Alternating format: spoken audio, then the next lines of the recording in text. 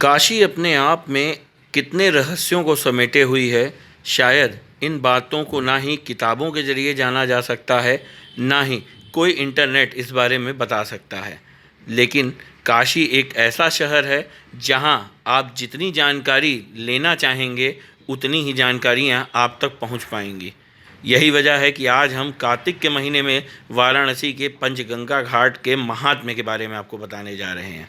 कार्तिक के महीने में इस घाट का महत्व बेहद खास होता है, लेकिन देव दीपावली यानी 19 नवंबर को जब काशी उत्सव में डूबी होगी तो इस घाट के महत्व को जानना बेहद ज़रूरी हो जाता है।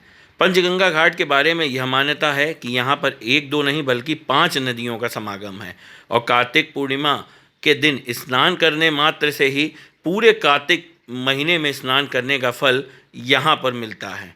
पंचगंगा घाट में 5 नदियों के समागम के साथ ही इस घाट के महत्व को इसलिए भी ज़्यादा माना जाता है क्योंकि यहाँ पर देव दीपावली पर्व की शुरुआत सबसे पहले हुई थी।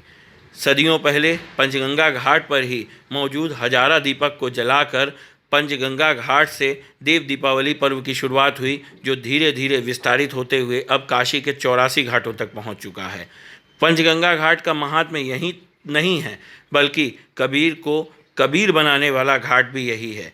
जी, ऐसा हमारे धर्म शास्त्रों में आया है कि यहाँ पे पहली बात की देव दीपावली का पर्व जो है सो एक अत्यंत दुर्दांत राक्षस हुआ करता था, त्रिपुरासुर, जिसका वध आज ही के दिन देव दीपावली के ही दिन भगवान शंकर ने किया था।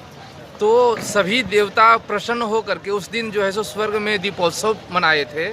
तो ये काशी को भी स्वर्ग ही माना जाता है, भगवान शंकर की बसाई हुई नगरी है।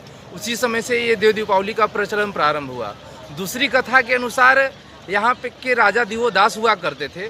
उन्होंने सभी देवताओं का काशी में प्रवेश करना वर्जित कर दिया था।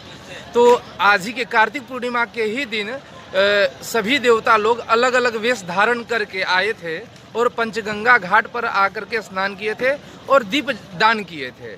और जब ये दिवोदास को ये चीज़ मालूम चला कि सभी देवता अलग अलग रूप धारण करके आए हैं और यहाँ पे स्नान किए हैं, तो फिर उसके बाद दिवोदास ने वह प्रतिबंध को हटा दिया।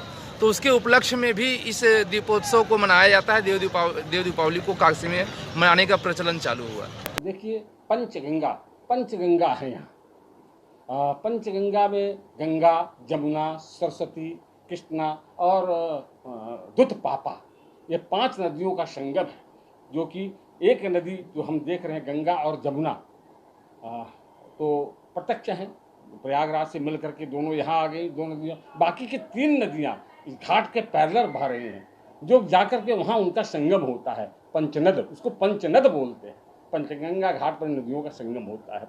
तो अगर का पूरे कार्तिक महीने, धर्मशास्त्रों में यह वचन कहा गया है कि अगर पूरे के पूरे कार्तिक महीने आप स्नान नहीं कर पाते हैं, गंगा का स्पर्श नहीं होता है, दर्शन नहीं होता है, मौन होकर स्नान नहीं कर पाते हैं, समयाभाव रहता है, तो मात्र 5 दिन पंचगंगा घाट पर 5 दिन मात्र स्नान कर लेने से, अंतिम 5 दिन स्नान कर लेने से निश्चित रूप से महीने भर के पुण्य का फल प्राप्त हो जाता है। क्योंकि पंचगंगा है वहाँ एक गंगा नहीं है बल्कि गंगा की अन्यान्य सहयोगी माताएं हुई वहाँ विराजमान है, उनका संगम स्थल है। इसलिए वह काशी में भी एक संगम है।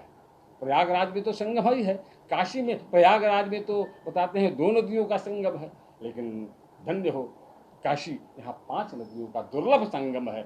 उस स्थान पर स्नान करने से, उस स्थान पर दीपदान करने से पहले जो देव दीपावली का जो पर्व था, बहुत पहले समय में वो यही पंचगंगा घाट पर मनाया जाता था। कालांतर में इसका विस्तार पूरे घाटों पर हुआ है, ऐसा धर्मशास्त्रों में बताया गया है। और खास तौर से कार्तिक महीने में इस स्थान पर स्नान करने से अनंत गुना फल की प्राप्ति होती है।